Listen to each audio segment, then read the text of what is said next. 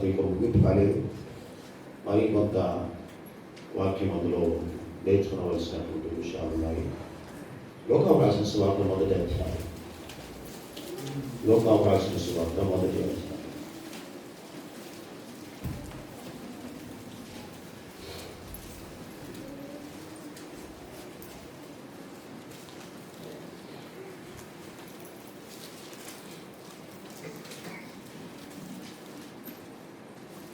లోకావు రాసిన సువార్త మొదటి అధ్యాయము 5వ వచనం నుంచి 16వ వచనం చూసిన వాళ్ళని మనం చూస్తున్నాము. లోకావు సువార్త మొదటి అధ్యాయము 5వ వచనం నుంచి 16వ వచనం. Gospel Luke chapter 1 verse 5 to 16. అంటే ఇప్పుడు బాగా దగ్గర అలవాటు చేసుకునే దేవుని వాక్యాన్ని నేను సాగుతున్నాను.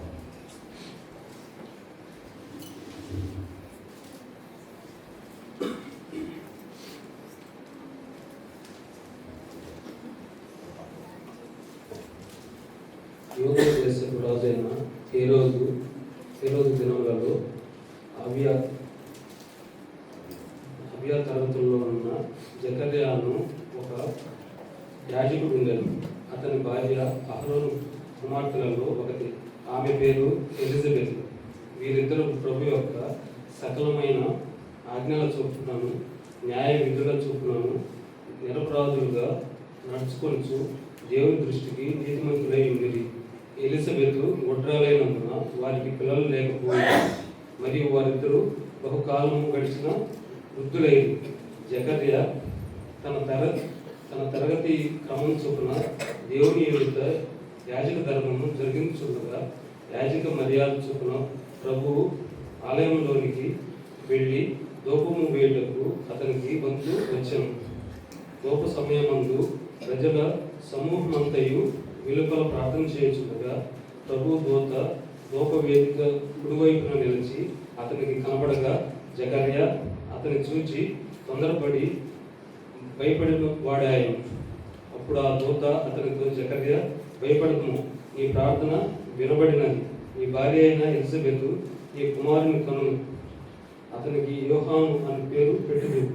అతడు ప్రభు దృష్టికి గొప్పవాడై ద్రాక్షారసమైనను మద్యమైనను త్రాగక తన తల్లి గర్భమున పుట్టిన మొదలుకొని పరిశుద్ధాత్మతో నిండుకున్న వాడి ఇజ్రాయేలీలలో అనేకులను ప్రభువైన వారి దేవుని వైపునకు త్రిప్పును.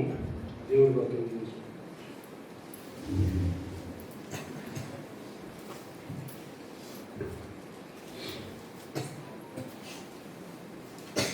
ప్రభుత్వ ప్రియులారా, దేవుని వాక్యం లోక సువార్తల నుంచి ఈ విషయం చదువుకున్నాము. అది సందర్భం ఒకటే. అబియా తరగతి చొప్పున యాజక ధర్మం జరిగించడానికి జకర్యా దేవాలయంలోనికి వెళ్ళి తన పనిని చేస్తున్నారు.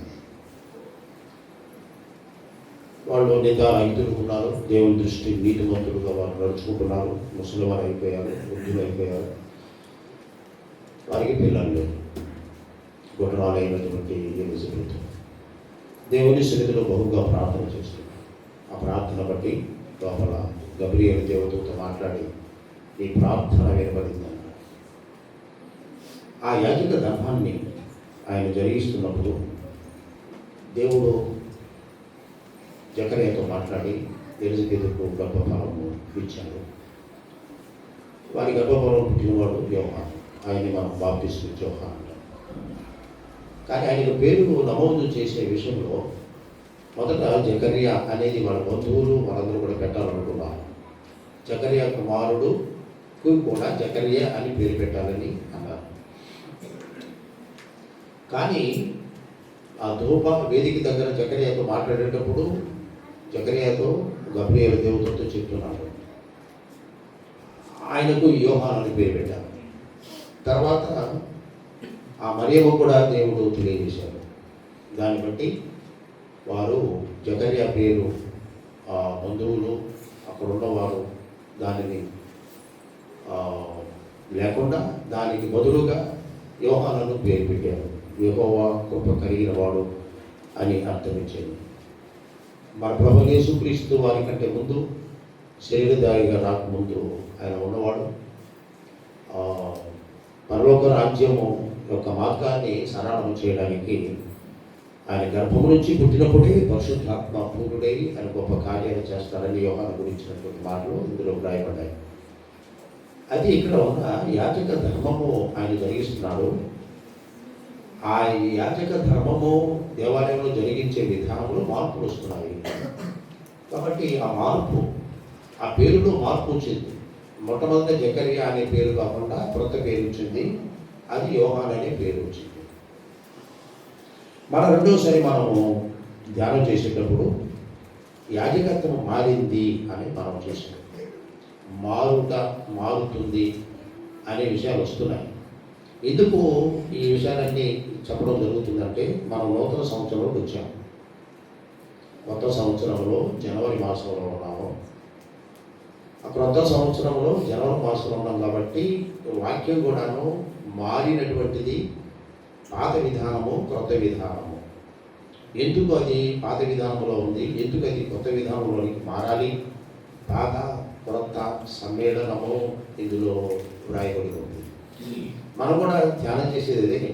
ఎంటైర్ డిఫరెంట్గా ఉంటుంది. దేవుని యొక్క పరిచయం సాగుతూ ఉన్నప్పుడు పాత నిబంధన, ఓల్డ్ టెస్టిమెంట్ అంటాం. ఆ తర్వాత వచ్చినటువంటిది మత్తయి రాసిన సువార్త నుంచి ప్రకటన గ్రంథం వరకు అది న్యూ టెస్టిమెంట్ అంటాం. అది న్యూ టెస్టిమెంట్, క్రొత్త నిబంధన.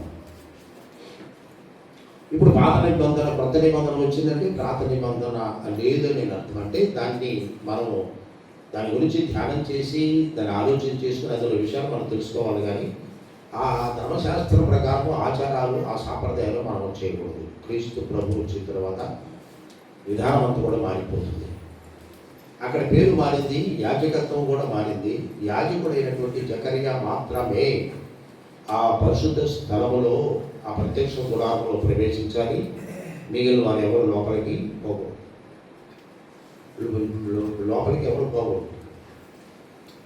ఆ యాజకత్వం కూడా ఎవరికి? లేవీయులకు మాత్రమే. మిగిలిన 11 గోత్రాలు ఉన్నాయి కదా, 11 గోత్రాలకు ఆ లేవీయునికి ఇచ్చిన పరిచర్యలు ఇవ్వలేదు.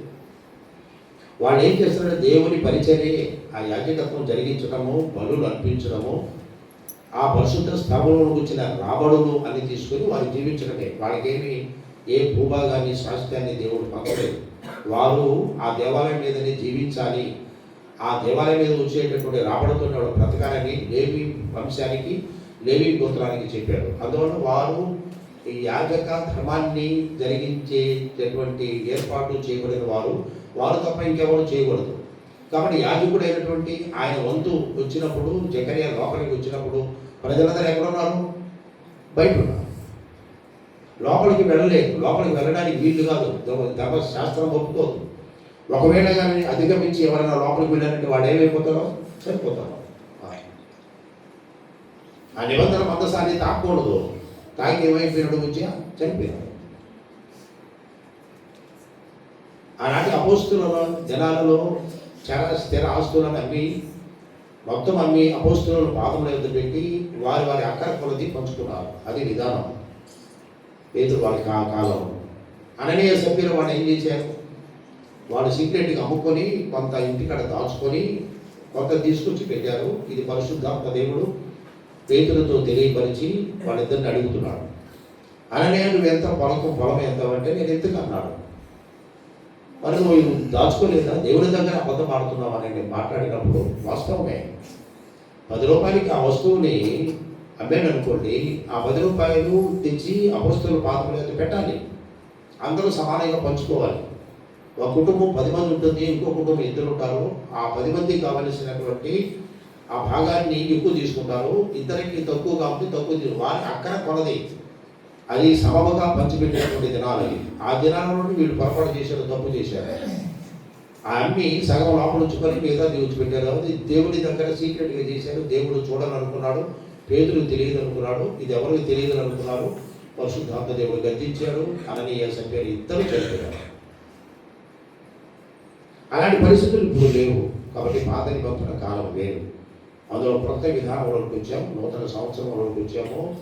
2026 సంవత్సరంకి వచ్చాం. పాత ఏందో కొత్త ఏందో, పాత జీవితం ఏందో కొత్త జీవితం ఏందో స్పష్టంగా తేడా తెలుసుకోవాలని, వాక్యంలో ఏముంది అనేది కూడా మనం జాగ్రత్తగా దాని విషయం తెలుసుకోవాలనే ఉద్దేశంతో ఈ భాగాన్ని తీసుకున్నాం. ఇప్పుడు మనం చదువుకున్న ఈ భాగంలో 9వ వచనం చూడండి. లోక సువార్త 1వ అధ్యాయము 9వ వచనం.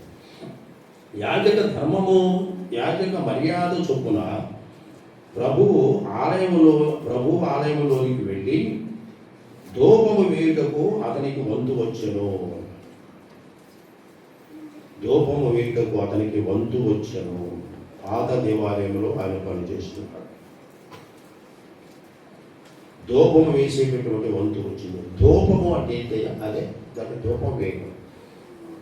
ధూపం వేయడం పొగ ఆరోపించడం. ఇప్పుడు మనం చూస్తుంటాం, పటాలకి సాంబ్రాణిని వెలిగించి తగలబెడితే ఆ ధూపము అతనికి ఆ వ్యక్తికి ఆ పటానికి ఆరోపించడం, ధూపం అట్లా వెళ్ళిపోవడం. ఇప్పుడు రోమన్ కేథలిక్ మిషన్ వాళ్ళ చర్చెస్ కూడా మీరు వెళ్ళండి, అలాంటి ధూపం వేస్తూ ఉంటారు.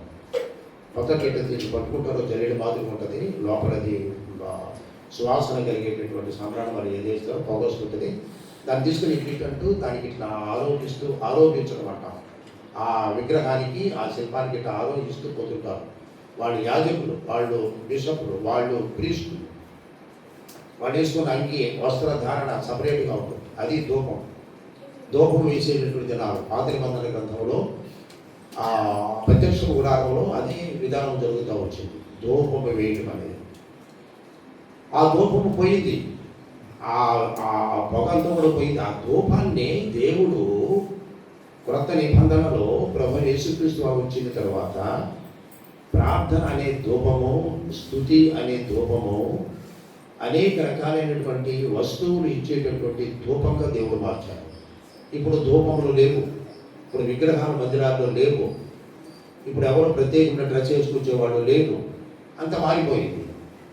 విసుపు వేసుకొని దాన యాజకుడు జకర్యా లోపలికి వెళుతున్నాడంటే ఆయన డ్రెస్ వేరు, డ్రెస్ కోడ్ వేరు. ఆ డ్రెస్ ఆయన వేసుకుంటే లోపల ప్రవేశించడానికి లేదు, వారు దానికి ఏర్పాటు చేయబడిన వారు. ఇప్పుడైతే మనకు ఆ డ్రెస్ కోడ్ ఏమీ లేదు. మనం అలాంటి వస్త్రధారణ ధరించుకొని లోపలికి రావడం లేదు. మనం మామూలుగానే దేవుని సన్నిధికి వస్తున్నాం. అది మారింది. క్రీస్తు ప్రభు వచ్చిన తర్వాత అది మారింది. ఆ పేరు మారింది. యాజకత్వం కూడా దేవుడు మార్చిన వాడుగా ఉన్నాడు. దాని విషయంలో మనం చూస్తే ఇప్పుడు ఆ ధూపం వేసేటటువంటి పరిస్థితులు మనకు వస్తున్నప్పుడు అది చాలా అక్కడైతే వింతగా ఉందో మనకు దానికి విషయంలో ఏది మనకు విషయాలు అంతగా మనకు ఆలోచనకి రాకుండా పోవచ్చు. ఇప్పుడు చూస్తున్నాము, ఆ ధూపము వేయుటకు జకర్యాకు వంతు వచ్చింది. ఆ ధూపమునే దేవుడు ప్రార్థన ధూపముగా మార్చిన వాడుగా ఉన్నారు. మారింది, ధూపము మారింది. ఆ దేవాలయంలో ఉండేటటువంటి ఆ విధానం కూడా మారింది. మత్తయి రాసిన సువార్త చూడండి, 24వ అధ్యాయము 1-2 వచనాలు. మత్తయి రాసిన సువార్త 24వ అధ్యాయము 1-2 వచనాలు. 1-2 వచనాలు. ఇప్పుడు మన సబ్జెక్ట్ ఏంటంటే దేవాలయము మారింది, ఆ ప్రత్యక్షపు గుడారము మారింది, దేవాలయము మారింది అనే విషయం. ఆ దేవాలయం మారి ఇప్పుడు ఏమవుతుంది? ఇవి చూడండి, 24వ అధ్యాయము 1-2 వచనాలు. 24వ అధ్యాయము 1-2 వచనాలు. యేసు దేవాలయం నుండి బయలుదేరి వెళ్ళుచుండగా ఆయన శిష్యులు ఆ దేవాలయము కట్టడములు ఆయనకు చూపించవచ్చని. అందుకైన మీరు ఇవన్నీ చూస్తున్నారు కదా, రాతి మీద రాయి ఒకటైనను ఇక్కడ నిలిచి ఉండకుండా పడద్రోయబడినని మీతో నిశ్చయముగా చెబుతున్నానని వారితో అనేను. యేసు క్రీస్తు ప్రభు వారు లోకంలో సంచరిస్తున్నప్పుడు యేసు దేవాలయం నుండి బయలుదేరి వస్తున్నాడు. అప్పుడు ఆయన శిష్యులు ఏమన్నారంటే, ఆ దేవాలయం ఏ విధంగా కట్టారో ఆ కట్టడములు అంతా కూడాను ప్రభువుకి చూపిస్తున్నారు. వారు ప్రభువుకి చూపిస్తున్నారు. ఆ సందర్భంలో ప్రభు అర్థమన్నారంటే, ఈ రాతి మీద రాయి ఒకటైనా ఇక్కడ నిలిచి ఉండకుండా పడుతుంది అన్నాడు. ఇది భౌతిక సంబంధమైన కట్టడం. రేపేదైనా శత్రువులు దీన్ని ఆక్రమించుకొని యుద్ధాలు చేస్తున్నప్పుడు ఆ దేవాలయం ఏమైపోతుందో పడిపోతుంది, పడగొట్టేస్తారు. అది పడగొట్టేస్తారు. అది నిలవదని, అది చేతితో కట్టబడినటువంటి రాతితో కట్టబడింది, ఇది పడిపోతుంది అని అన్నాడు. సరే, ఇట్లా ఈ విధంగా పడిపోతుంది అనుకున్నప్పుడు దానికి దేవాలయం లేదు, మనం ఎట్లా ఆరాధించాలి? దేవాలయంలో కదా దేవుడు ఉండేది అని అనుకుంటాం కదా. అది రాతి మీద కట్టబడినప్పుడు ఆ రాతి అంత కట్టబడినటువంటి అంత భౌతిక దేవాలయం అంతా కూడా రాజు నుంచి ధ్వంసం చేసి పడేస్తారు. ఇప్పుడు మొట్టమొదటి సొలొమోను రాజు దేవుని మందిరాన్ని కట్టించారు, దానిని పడగొట్టేశారు. నెబుకద్నెజరు రాజు వచ్చి దాన్ని మొత్తము శిథిలం చేసి అందులో వస్తువులను దోచుకొని వెళ్ళిపోయారు. మళ్ళా తిరిగి బబులోను దేశానికి వెళ్ళి మళ్ళీ తిరిగి వచ్చి జెరుబ్బయలు కాలాన కోరేషు ఏలుబడిలో మళ్ళీ తిరిగి అదే స్థలంలో మోరియా పర్వతం మీద మందిరాన్ని కట్టించారు. దాన్ని కూడా శత్రువులు వచ్చి దాన్ని కూడా పడగొట్టేశారు. కాబట్టి ఏముంది, దేవాలయానికి ప్రాధాన్యత కాదు, ప్రత్యక్ష గుడారానికి ప్రాధాన్యత కాదు.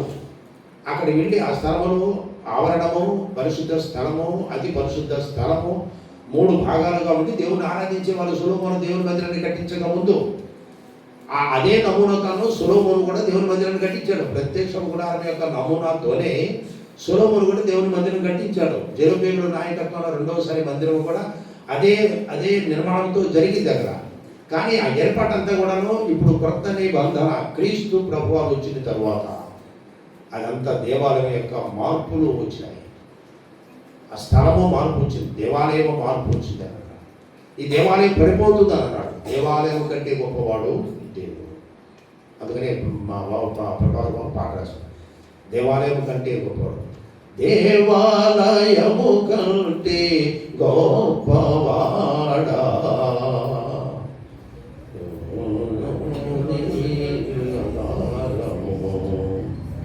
ఆ మాట రాశాడు, దేవాలయం కంటే గొప్పవాడు. మనం దైవ గ్రంథంలో చూడు సొలొమోను కంటే గొప్పవాడు, దావీదు కంటే గొప్పవాడు కదా, ఆ యోబు కంటే గొప్పవాడు, యెషయా కంటే గొప్పవాడు, అందరికంటే గొప్పవాడు, మా అబ్రహాము కంటే గొప్పవాడు, అందరికంటే గొప్పవాడు, దేవాలయం కంటే గొప్పవాడు. కాబట్టి దేవాలయం కంటే గొప్ప దేవాలయములు కాదు, కానీ మనం ఇవ్వాల్సిన ప్రాధాన్యత దేవునికే ఇవ్వాలి, దేవునికే ప్రాధాన్యత అన్నారు. కాబట్టి అక్కడ దేవాలయం పడిపోతుంది అని చెప్పాడు. ఈ దేవాలయాన్ని పడగొట్టండి, మళ్ళీ తిరిగి 3 రోజులు కట్టిస్తానని మరొక చోట చెప్పాడు. దాని అర్థం ఏంటి అంటే, దేవాలయాన్ని పడగొట్టేస్తే మళ్ళీ తిరిగి 3 రోజులు కడతారా? ఈ రాజులు వీళ్ళు కట్టించేటప్పుడు ఎన్ని సంవత్సరాలు పట్టింది, ఎంత వస్తువులన్నీ తెచ్చి కట్టారు, ఎంత టైం తీసుకున్నది, ఎంత కష్టపడినారు, ఎంత శ్రామికులు వచ్చి పనిచేశారు, ఇదేంటి 3 దినాలు కడతానని చెప్పినప్పుడు దాని అర్థం కూడా చెప్పాడు. ఏమని ఆ సందర్భం ఏమని చెప్పాడంటే, యేసుక్రీస్తు ప్రభువు చనిపోయి మళ్ళీ తిరిగి 3వ దినాన వేస్తాడని ఆ సూచనగా ఆ మాట చెప్పాడు ఆ సందర్భంలో. కాబట్టి ఇక్కడ కూడాను ఆ దేవాలయం చూడండి ఎంత బాగా కట్టారని సృష్టికర్త అయినటువంటి మన ప్రభువుకి శిష్యులు చూపిస్తున్నారు. ఆ సందర్భంలో ఆయన అన్నాడు, దేవాలయం రాయితీ మీద రాతి ఒకసారి పడదలో పడుతుంది అన్నాడు. దీనికి ప్రాధాన్యత కాదు, దేవాలయం కంటే గొప్పవాడు ఉన్నాడు, ఆయనకి ప్రాధాన్యత ఇవ్వాలని ఈ మత్తయి రాసిన సువార్త 24వ అధ్యాయము 1-2 వచనాల్లో మనకు కనబడుతుంది. అలాగే కొత్త నిబంధనలో ప్రేమ వచనాలను చూడండి. కొరింథీయులకు రాసిన మొదటి పత్రిక 3వ అధ్యాయము 16వ వచనం. కొరింథీయులకు రాసిన మొదటి పత్రిక 3వ అధ్యాయము 6వ వచనం మరింత విస్తృతంగా చెప్పాడు. 3:16 కొరింథీయులకు రాసిన మొదటి పత్రిక 3:16 మీరు దేవుని ఆలయమై ఉన్నారని, దేవుని ఆత్మ మీలో నివసించున్నాడని మీరు ఎరుగురా. ఇప్పుడు మాకు అర్థమైంది కదమ్మా, దేవాలయము గొప్పదా, మన దేహములో మనము దేవుని ఆలయాన్ని కలిగి ఉన్నప్పుడు ఎంత గొప్పదా. మీరు దేవుని ఆలయమై ఉన్నారని, దేవుని ఆత్మ మీలో నివసించుతున్నాడని మీరు ఎరుగురా. దేవుని ఆత్మ మనలో నివాసం చేస్తున్నప్పుడు అది దేవుని ఆలయమైన అర్థం కాదా? ఎవడైనా క్రీస్తు యేసునందున్న వాడు నూతన సృష్టి. మళ్ళీ అడుగుతాం, ఎవడైనా క్రీస్తు యేసునందున్న ఎడల వాడు నూతన సృష్టి అంటే దేవుని కార్యాలు ఆ వ్యక్తిలో జరుగుతున్నాయి కాబట్టి క్రీస్తు వారిలో నివసించి ఉన్నాడు అని. మన హృదయంలో క్రీస్తు నివసించి ఉన్నప్పుడు, దేవుని ఆత్మ మనం కలిగి ఉన్నప్పుడు మన దేహమే మనమే దేవుని ఆలయం, మందిరం కాదు, రాళ్లతో కట్టబడింది కాదు, మన దేహమే దేవుని ఆలయం. ఇది శిథిలం అయిపోయిన తర్వాత, దాన్ని అయిపోయిన తర్వాత ఆయన నివాసం ఎక్కడ? ఒక మందిరం కట్టించామో అది సొలొమోను కట్టించాడు, పడగొట్టేశారు. దేవుడు ఎక్కడ ఉంటాడు? అక్కడ లేడు కదా. మరి రెండోసారి కట్టించారు, దాన్ని పడగొట్టేశారు. మరి దేవుడు ఎక్కడ ఉంటాడు? ఆ నివాసం ఎక్కడ? అక్కడ లేదు కదా. అదో భౌతిక సంబంధమైన కట్టడాలలో అనే విషయాన్ని గుర్తు చేశారు. కానీ ఈ కింద వచ్చిన వాళ్ళు చూస్తే ఎవరైనా దేవుని యొక్క ఆలయమును బాగు చేసిన ఎడల దేవుడు వారిని బాగు చేయను. కాబట్టి దేవుని ఆలయము పరిశుద్ధమై ఉన్నది, మీరు ఆ ఆలయమై ఉన్నారు. దేవుని ఆలయం పరిశుద్ధమైనది, ఇది దేవుని మందిరము. అనేక మంది భక్తుల ద్వారా మన పితరులు ప్రార్థించి ఏర్పాటు చేసిన మందిరం అది. ప్రార్థనాపూర్వకంగా ఆయన కట్టించిన మందిరము, ఈ ప్రార్థన మందిరము, సంఘము ఆయనది. ఆయన కట్టించినటువంటి సంఘం అది.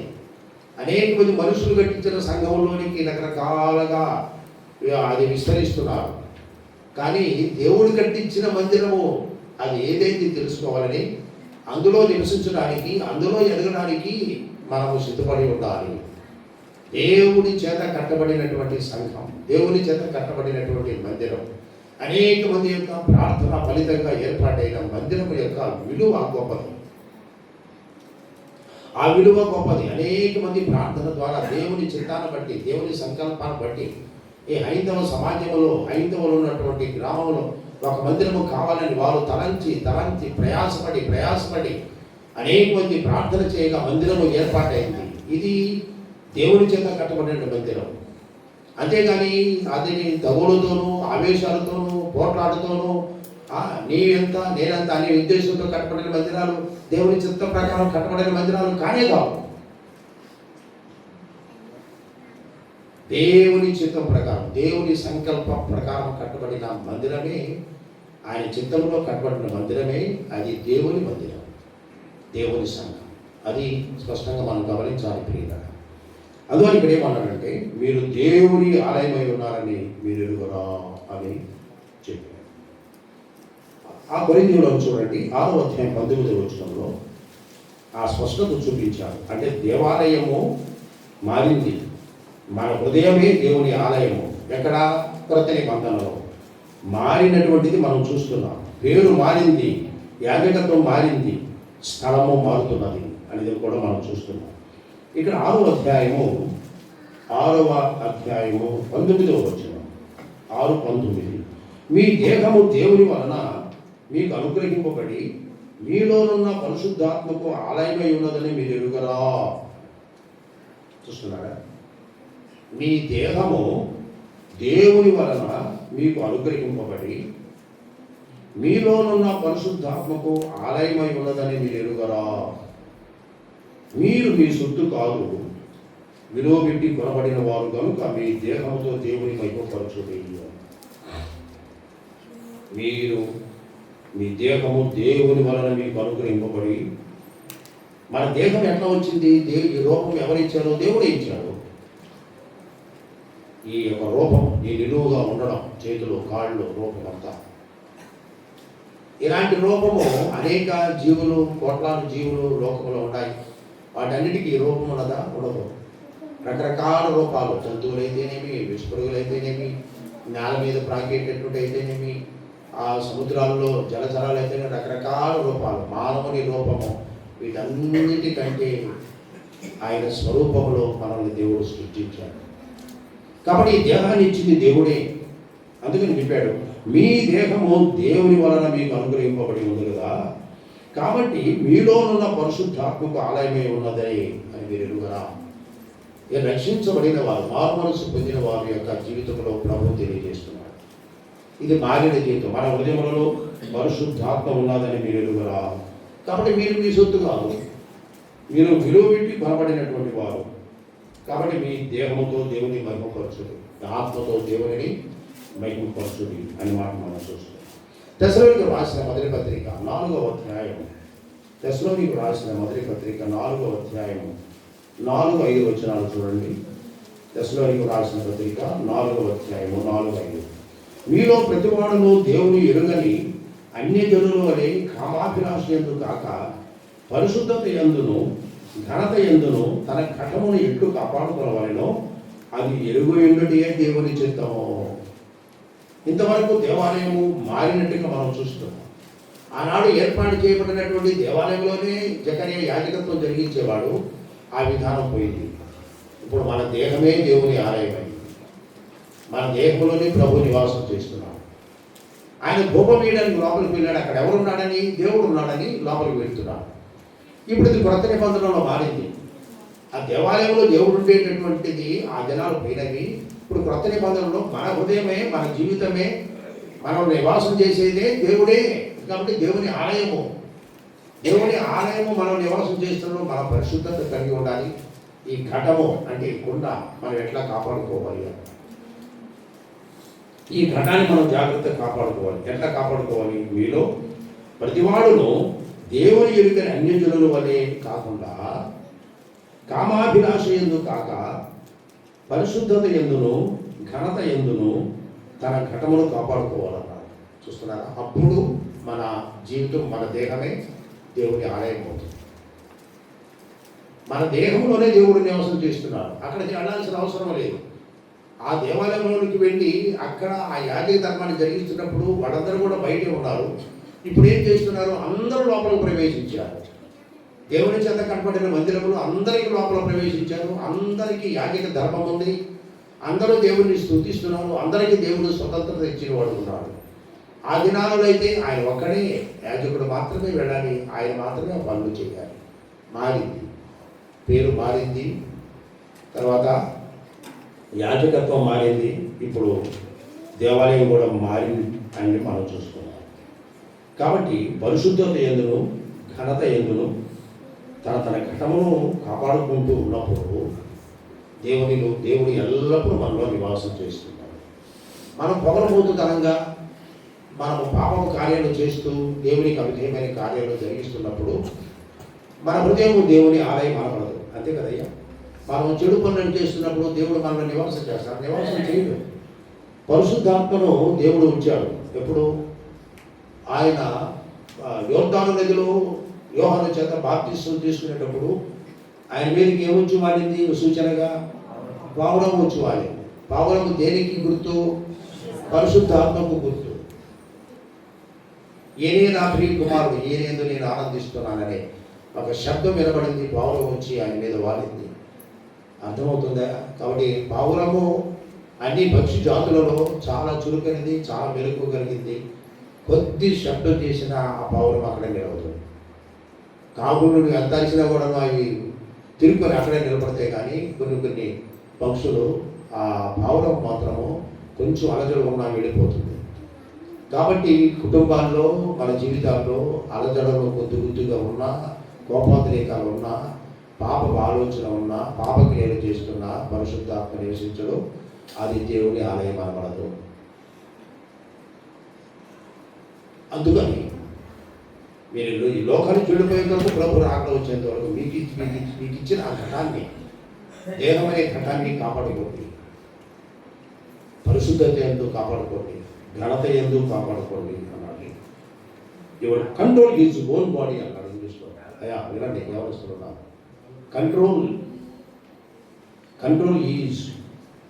Control his own body in holiness.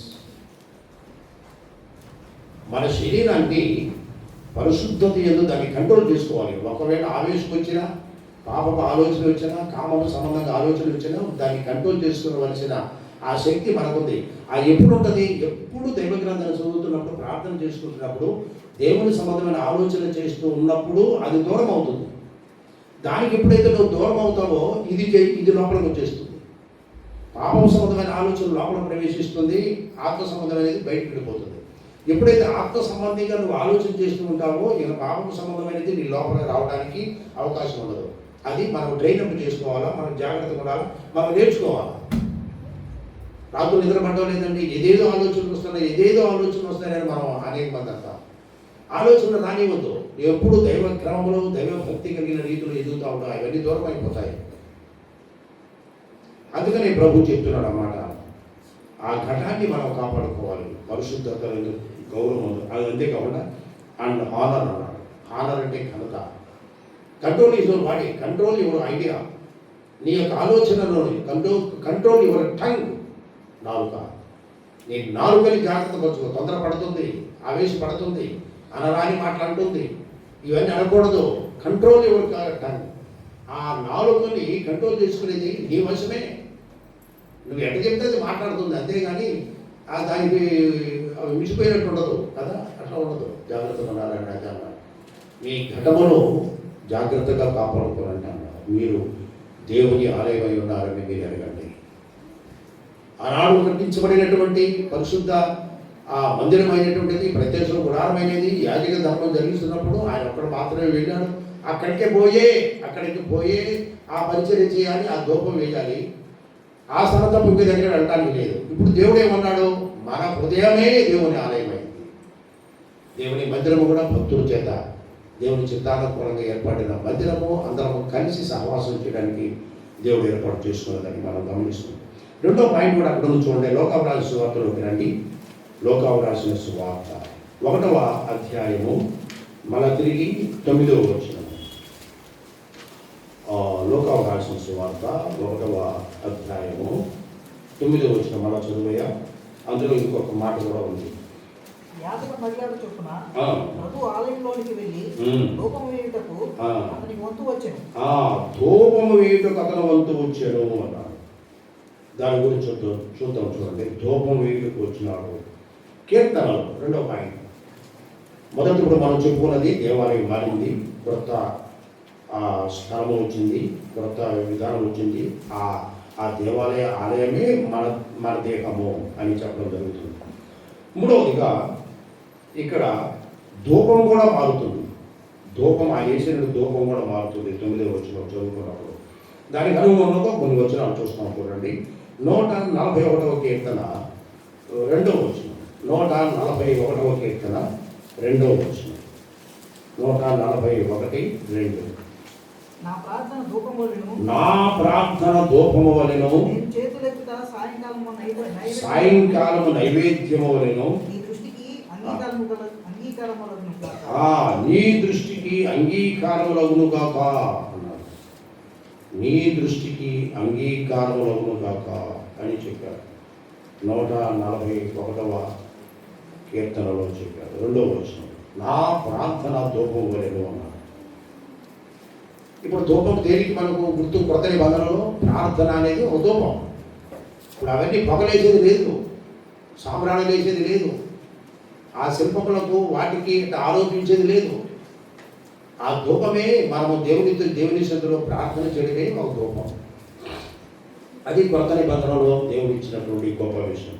నా ప్రార్థన దావీదు అన్నాడు, ధూపము వలెను, నేను చేతులు ఎత్తుట సాయంకాలం నైవేద్యములు. ఇప్పుడు నైవేద్యాలు ఉన్నాయా? లేవు. నైవేద్యం అంటే ఏంటమ్మా? వంటతారు, కొద్దిగా వంట వంటతాను గోధుమ పెట్టి ఏదో కొంచెం వస్తువు ఇచ్చి ఆ నైవేద్యము ఆయనకు వస్త్రాల్లో పెట్టి ఆ పట్టం ముందు పెడతాము. అది ఆయన తింటాడనే నోరుండియు పలకదు, కళ్ళుండియు చూపు అది పెడతారు. అది ఆచారం, సాంప్రదాయం అట్లా వస్తుంది. నైవేద్యం పెట్టండి అంటారు కదా, ధూపం వేయండి అంటారు కదా, ఇవన్నీ. కాబట్టి ఆయన అన్నాడు, నేను చేతులుదుట సాయంకాల నైవేద్యం అన్నాడు. మరి దావీదు పలిగినటువంటి మాటల్లో ప్రభు యేసుక్రీస్తు వారు నరరూపిగా రాలేదు. ఇంకా కొత్త నిబంధనలు సరమైన రీతిలో దావీదు కాదు, ఓల్డ్ టెస్టిమెంట్లోనే ఉన్నాడు. కానీ దేవునికి ఇష్టమైన వాడు, పరిశుద్ధత పవిత్రతను ఆయన కాపాడుకున్నవాడు, దేవుని ద్వారా మంచి సాక్ష్యం పొందినవాడు. నా ఇష్టానుసారుడైన దావీదు, నా హృదయానుసారుడైన దావీదు అనే సాక్ష్యం పరికించుకున్నవాడు దావీదు. ఆయన గుణాలు ఎంత గొప్పవి, మన ప్రభువుకి సూచనగా ఉన్నవాడు. ఓల్డ్ టెస్టిమెంట్ అయితేనేమి, పాత నిబంధన అయితేనేమి, దేవునికి అనుగుణంగా దేవునికి ఇష్టడుగా జీవించినవాడు. కాబట్టి ఆయన చేసిన ప్రార్థనలో నా ప్రార్థన ధూపం వలెను అన్నాడు. రెండవది, నేను చేతులు ఎత్తుట సాయంకాల నైవేద్యం వలెను, నీ దృష్టికి అంగీకారములగును గాక అన్నాడు. కాబట్టి మనం దేనికి పోల్చుకుంటాం? ఇప్పుడు ఆనాడు ఆ ప్రత్యక్ష గుడారంలో పరిశుద్ధ స్థలంలో ప్రవేశించినప్పుడు ఆయన ధూపం వేయటానికి వెళుతున్నాడు. ఆ ధూపం వేయటానికి ఆయన వెళుతున్నప్పుడు ఆ ధూపం ఇప్పుడు ఏమైంది? ప్రార్థన అయింది. మనం చేసేటువంటి ప్రార్థనే దేవునికి ధూపం వేయడము అనేది మనకు అర్థమవుతుంది. ఫిలిప్పీయులకు రాసిన పత్రిక 4వ అధ్యాయం 18వ వచనం. ఫిలిప్పీయులకు రాసిన పత్రిక 4వ అధ్యాయం 18వ వచనం. ఫిలిప్పీలకు రాసిన పత్రిక అక్కడ చూడండి, అక్కడ ఈ ధూపాన్ని దేనికి పోలుస్తున్నాడో ఫిలిప్పీలకు రాసిన పత్రిక అయ్యా నాకు సమస్తమును సమృద్ధిగా కలిగి ఉన్నది. మీరు పంపిన 4:18 కదా, చదువు. నాకు సమస్తము సమృద్ధిగా కలిగి ఉన్నది. మీరు పంపిన వస్తువులు ఎపఫ్రాజీ వలన పుచ్చుకొని ఏదీను తక్కువ లేక ఉన్నాను. అవి మనోహరమైన సువాసనయు దేవునికి ప్రీతికరముగా ఇష్టమైన యాగమునై ఉన్నది. నాకు సమస్తము సమృద్ధిగా కలిగి ఉన్నది. పౌలు ఫిలిప్పీ సంఘానికి చెప్తున్నాడు, మీరు పంపిన వస్తువులు ఎపఫ్రోదితు వలన, ఆ వ్యక్తి పేరుది, పుచ్చుకొని ఏమీ తక్కువ లేకపోయి ఉన్నాను. ఫిలిప్పీ సంఘము పౌలు అవసరాలు తీర్చడానికి సహాయపడింది. ఫిలిప్పీ సంఘాన్ని ఏమంటారంటే ఇది ఆనందకరమైన సంఘము అంటాం. ఆనందకరమైన పరిశుద్ధులు అనే పేరు ఫిలిప్పీ సంఘానికి ఉంది. వాళ్ళు పేదలైనను వాళ్ళ యొక్క దాతృత్వం గొప్పది. పౌలు యొక్క ఇబ్బందులు కష్టాల్లో ఉన్నప్పుడు ఆయనకు సహాయ సహకారాలు అందించిన వారు. ఎపఫ్రోదితు అనే సేవకుని ద్వారా అనేకమైన వస్తువులు పౌలుకు పంపిస్తున్నారు. దాని గురించి ఏం చెప్పారంటే అవి మనోహరమైన సువాసన కలిగినవి అన్నారు. ఆ వస్తువులు ఏందో ఇక్కడ రాయపడలేదు, కానీ ఏ వస్తువులు పంపించారో ఆ వస్తువు గురించి ఆయన ఆ విలువ చెప్తున్నాడు పౌలు. అయ్యా, మీరు పంపిన వస్తువులు అవి మనోహరమైనవి, అవి సువాసన కలిగినవి, అవి దేవునికి ప్రీతికరమైనవి, అవి దేవునికి ఇష్టమైనటువంటి యాగములు లాగున్నాయన్న. యాగము చేయడం, దేవునికి కృతజ్ఞతాస్తుతులు చెల్లించడం యాగం అంటే ప్రాధాన్యపడము, మోకాళ్ళుని సాగిలపడి ఆయనకు మొక్కడము, యాగము చేయడము అనేది చూస్తాం. యాగములో ఉన్నాయి. కాబట్టి ఇక్కడ వారు పంపించినటువంటి ఈవులే ఈ ధూపానికి సూచన. అవి ఏం చేస్తుంది? ఆ ధూపం ఏం చేస్తుంది? మంచి సువాసనతో ఆ పొగ వస్తుంది. మనం చేసే ప్రార్థన కూడా దేవునికి అంగీకారమైన ప్రార్థన చేస్తున్నప్పుడు ఇష్టమైనటువంటి ధూపంలాగా దేవుని దగ్గరికి వెళుతుంది. మూడవది, ఫిలిప్పీ సంఘము పౌలుకు పంపించినటువంటి ఆ ఈవులు, ఆ వస్తువులు ఇక్కడ వచ్చినప్పుడు అవి సువాసన కలిగినవి, మనోహరమైనవి, ప్రీతికరమైనవి, దేవునికి ఇష్టమైన యాగములుగా ఉన్నాయని చెప్పాడు. ఇది ధూపములకు బదులుగా వారిచ్చిన ఈవులను బట్టి, వారిచ్చిన కానుకలను బట్టి మనం ఆలోచన చేసుకోవలసిన వారు. ప్రభువును ప్రేమించి అనేక రకాలైనటువంటి ఈవులు మీరు ఇస్తున్నారు. పరిస్థితులు అక్కడ విషయాలైతేనేమి, మరి మందిరమే విషయంలో అయితేనేమి, జరుగుతున్న కార్యక్రమాల్లో అనేక రీతులుగా మరి దేవునికి ఇవ్వవలసిన భాగంలో మరి ఉద్యోగస్తులు అందరూ కూడా ఆ దేవునికి ఇవ్వవలసిన దశమ భాగం అయితేనేమి, దశమ భాగం కంటే ఎక్కువ ఇచ్చేవారైతేనేమి, ఎవరెవరి ప్రేరేపణ బట్టి కానుకలు తీసుకుని వస్తారు, అవన్నీ దేవునికి ఇష్టమైన యాగములుగా ఉన్నాయి. మనం ధూపం వేయాల్సిన అవసరం లేదు. ఇప్పుడు దేవునిని ప్రేమిస్తున్నాం, దేవునిని ఘనపరుస్తున్నాం, దేవునిని మనం ఆహారం చేస్తున్నాం. ఆయన నామములకు మహిమ, ఆయన నామములకు ఘనత. నువ్వు ఇస్తున్నావు, నువ్వు 2 రూపాయలే కావచ్చు, నువ్వు 200, 300 కావచ్చు, దేవుని నామం పేరు నువ్వు ఇస్తున్నావు, అది ఘనపరచబడుతుంది. దేవునిని ఘనపరుస్తున్నావు, నువ్వు ఆనర్ చేస్తున్నావు. దేవునిని ప్రేమించి నీ దగ్గర ఉండేది కొద్దిగా దాన్ని ఇవ్వడానికి నువ్వు సంసిద్ధులు అవుతున్నావు. దానిని బట్టి దేవుడు నిన్ను దీవిస్తాడు. అదే యాగము, అదే ధూపము, అదే ఈవి, అది ఆయన మెచ్చుకోదగినది, ఆయనే ఆగ్రాణించేటటువంటి ధూపము. ఆ సామాన్య మంత్రితో వేసినటువంటి ఆ ధూపం యొక్క పొగ మనం ఆగ్రాణించినప్పుడు అది సువాసన కలిగితే మనం ఆగ్రాణిస్తాం. చెడు వాసన ఉంటే ఆగ్రాణించలేం. మన ప్రార్థనలో చెడు వ్యవహారం ఉన్నటువంటి దేవుడు దానిని అంగీకరించడు. మనం ఇచ్చేటటువంటి చేతులెత్తి దేవుని ప్రార్థన చేయడంలో నైవేద్యం లాగా ఉండేదాన్ని ఆయన ఇష్టమైతేనే దాన్ని స్వీకరిస్తాడు, లాగుంటే పక్కన వెళ్ళిపోతుంది. కాబట్టి మనం ఇచ్చేటటువంటి కానుకల విషయంలో కూడా అవి ప్రీతికరమైనవి, మనోహరమైనవి. మనం ఇచ్చే దాతృత్వము అది విమర్శకు తావు లేకుండా, మచ్చకు తావు లేకుండా ఎంత కలిగింది అంత ఇవ్వడానికి ఉండాలి. అది మనసులో విసుకొనకుండా ఆ విధంగా దేవునికి కానుకలు ఇవ్వకూడదు. ప్రియుల, దేవునికి ఇచ్చే కానుకలు మరి నలిగిపోయినట్టుగా ఇద్దామా వద్దా అన్నట్టుగా పెరిగి మనస్సు పెరిగి తనము కలిగి దేవునికి ఇచ్చేది కాదు. నేను ఇది ఇవ్వాలనుకున్నాను, ఇచ్చేస్తున్నాను అంతే అంటాను. దేవుని పిల్లలంతా దాతృత్వం అని ఎంత ఇస్తున్నాము. సేవకులకు ఇచ్చేటువంటి భాగంలో కూడా వారు కూడాను నిరుపేదలైన వారికి సహాయం చేస్తూనే వస్తున్నారు. ఇందులో మనకు మాదిరికరంగా ఉండి మరి ప్రభు యొక్క మహిమలో కూడినటువంటి బ్రదర్స్ గారు మనకు మాదిరి. వెళ్ళేటప్పుడు ఖాళీ జోబితో వెళ్ళిపోతాడు, ఆయన తిరిగి వచ్చేటప్పుడు ఖాళీ జోబితో వస్తాడట. వారి భార్య పద్మమ్మ గారు ఎంతో బాధపడింది. కుటుంబం జరగాలి, ఇంతమంది ఆడపిల్లలు ఉన్నారు, మరి ఏంటి నీకు ఇచ్చిన ఈవులు ఏమిటంటే నువ్వు నాకంటే ఇంకా కష్టపడేవాళ్ళు, నాకంటే పేదలైన వాళ్ళు ఉన్నారు, వాళ్ళ అవసరాలు తెలియజేసినప్పుడు నాకు దేవుడు ఇచ్చిన దాన్ని వారికి ఇచ్చేశారని అని చెప్తున్నాడట. ఎంత విశ్వాసం అండి, ఎంత మాదిరి వారి జీవితాల్లో. మనం కొంతైనా చేయగలమా? అలాంటి మాదిరికరమైన జీవితాన్ని కొంతైనా చేయగలమా చెప్పండి? చేయగలము. కానీ చేయడానికి మనము సంసిద్ధులు కావాలని ప్రభువు తెలియజేస్తున్నాడు. ప్రియులారా, అవి మనోహరమైన యాగములు అన్నాడు. సామెతల గ్రంథం చూడండి, 27వ అధ్యాయము 9వ వచనం. అక్కడ ఈ ధూపానికి సంబంధించి ఏమి కనబడుతుందో చూడండి. సామెతల గ్రంథము 27:9 సామెతల గ్రంథము 27:9 వచనంలో చదువయ్యా. 27:9 టైం అవుతుంది నాకు. హృదయం సంతోషపరుచున్నట్లు చలికాని హృదయంలో నుండి వచ్చు మధురమైన మాటలో హృదయం సంతోషపరుచును. నీ స్నేహితునైనను నీ తండ్రి స్నేహితులనైనను విడిచిపెట్టము. నీకు ఆపద కలిగిన దినమందు నీ సహోదరుని ఇంటికి వెళ్ళకు. 9వ వచనం 27. తైలమును అత్తరును హృదయమును సంతోషపరుచున్నట్లు. హృదయాన్ని ఏది సంతోషపరుస్తుందట? తైలము అత్తరు వాసన. చెలికాని హృదయంలో నుండి వచ్చు మధురమైన మాటలు హృదయమును సంతోషపరచును. హృదయంలో నుంచి వచ్చేటటువంటి మాటలు అది తైలము లాగాను అత్తరు లాగా ఉండాలి. మధురమైనవిగా, రమ్యమైనవిగా, శ్వాసన కలిగించేదిగా, ప్రీతికరమైనవిగా ఆ మాటలు ఉండాలని తెలియజేస్తుంది. దీని విషయంలో సంభాషణ, భక్తుల యొక్క సంభాషణ, దేవుని పిల్లల యొక్క సంభాషణ వేరు, దేవుని పిల్లలు కాకుండా వేరే వారే సంభాషణ వేరు. దేవుని పిల్లల యొక్క సంభాషణ పవిత్రంగా ఉంటుంది, అది సాధువుగా ఉంటుంది, దీనత్వం కలిగిన ఉంటుంది, అది దేవుడు అంగీకరించే సంభాషణ జరుగుతుంది. ఆ సంభాషణ ద్వారా జరిగేటువంటి మాటలే, ఆ సంభాషణే దేవునికి నిజమైనటువంటి ధూపము. ఆ మాటలు దేవునికి ఇష్టమైనవి ప్రియులారా. అది ఎలాంటివి? తైలము వంటివి, అత్తరు లాంటివి.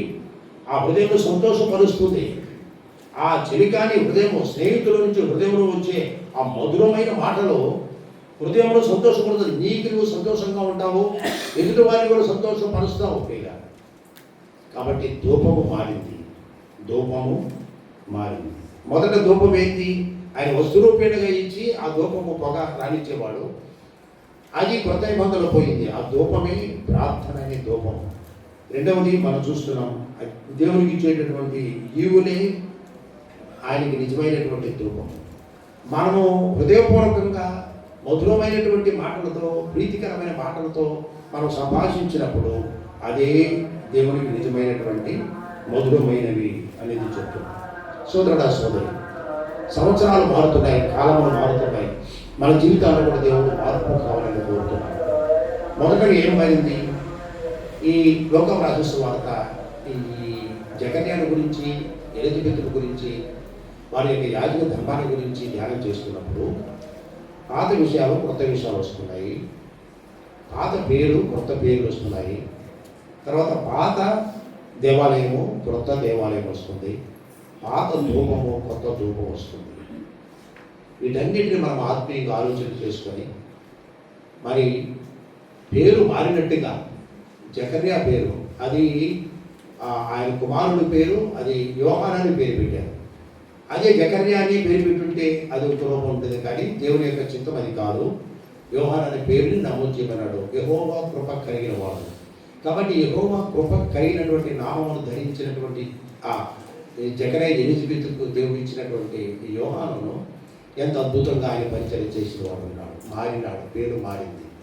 తర్వాత యాజకత్వం మారింది. యాజకత్వం ఆయన ఒక్కడే జరిగించేవాడు జకర్యా. మనమందరం కూడా యాజకులమైంది. మూడవదిగా మనం చూస్తున్నప్పుడు దేవాలయము మారింది. అక్కడే వెళ్ళి మనము దేవుడిని ఆరాధించేది పోయింది. మన హృదయమే, మన దేహమే దేవుని ఆలయం అన్నాం. నాలుగోది మనం చూస్తున్నప్పుడు ధూపము మారింది. ఆ ధూపాలు ఇప్పుడు లేవు.